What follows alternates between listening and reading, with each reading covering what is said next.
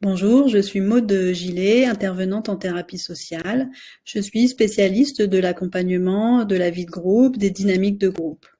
Je vous propose 4 vidéos qui vous permettront de mieux comprendre les mécanismes qui encourent au sein d'un collectif, qu'est-ce qui fait frein, qu'est-ce qui rend les échanges et la coopération plus difficiles.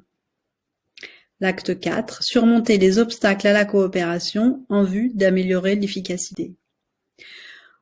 On a tous un idéal en tête d'un collectif ou d'un groupe où tout serait harmonieux, dynamique, où chacun pourrait s'exprimer en fonction de ce qu'il anime, de ce qu'il vit, sans sentir de difficultés.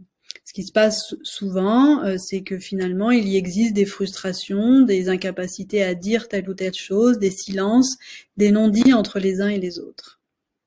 Concrètement, je vous propose quelques exemples. En analyse de la pratique, je vois bien qu'on ne se dit pas vraiment ce qu'on pense. C'est de moins en moins pertinent et intéressant. Les réunions d'équipe durent des heures pour rien. On ne fait qu'écouter. On perd notre temps. Le télétravail nous a désorganisés. Je n'ai plus d'idée de comment souder l'équipe, garder les collègues motivés. Tout seul, je ne sais pas faire. Dans toutes ces situations, on voit bien que le collectif est en responsabilité pour pouvoir améliorer les échanges, soit trouver de nouvelles solutions pour coopérer, pour fonctionner ensemble, pour redynamiser et retrouver de la motivation.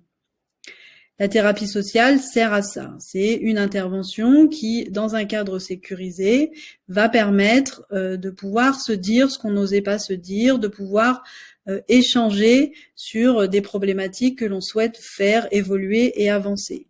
J'utilise la pédagogie active, c'est-à-dire que je ne vais pas juste transmettre des connaissances, mais on va vraiment expérimenter les liens entre les uns et les autres, ces difficultés, c'est faire appel à l'intelligence émotionnelle pour pouvoir redonner à l'intelligence collective toute sa place et toute sa créativité. Cela va donc, comme je le disais, permettre de recréer du lien et d'arriver à fonctionner malgré et avec la violence qui existe dans tout groupe.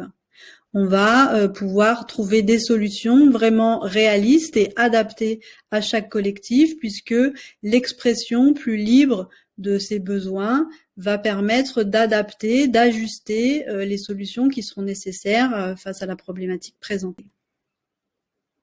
Quelques questions que vous pouvez vous poser afin de vérifier si une intervention en thérapie sociale pourrait être pertinente. Donc, mon équipe a-t-elle besoin de retravailler sur ses priorités, sur ce qui est important pour nous?